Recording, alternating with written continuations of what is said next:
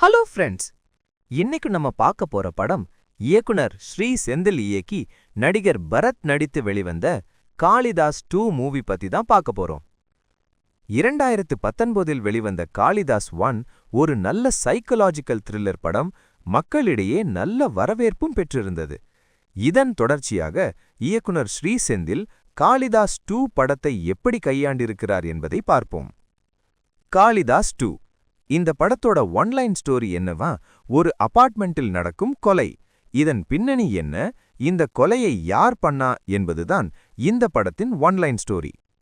நடிகர் பரத்திற்கு கம்பேக் கொடுத்த காளிதாஸ் 1 படத்தின் வெற்றியைத் தொடர்ந்து காளிதாஸ் 2 கை கொடுக்கவில்லை என்றுதான் சொல்ல வேண்டும்.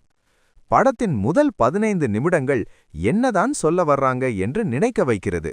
அதன் பிறகுதான் கதையை நோக்கி நகர்கிறது. தமிழ் சினிமாவில் இந்த மாதிரியான கதை ஏராளமாக இருக்கிறது.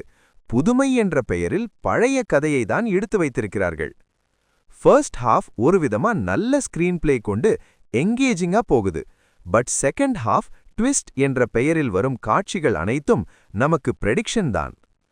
படத்தில் வில்லன் கதாபாத்திரம் சரியாக எழுதவில்லை. யார் வில்லன் என்று நமக்கு புரிந்துவிடுகிறது. நடிகை சங்கீதா மாதவன் நாயர் நீண்ட நாட்களுக்கு பிறகு மலையாளத்தை தொடர்ந்து தமிழில் நடிக்கிறார். இருந்தும் அவருக்கு மிகப்பெரிய அளவிற்கு ஸ்கோப் இல்லை. படத்தில் வரும் கதாபாத்திரங்களுக்கு ஒரு ஸ்ட்ராங்கான பேஸ்மெண்ட் இல்லை, எக்ஸெப்ட் நடிகை பவானி ஸ்ரீ.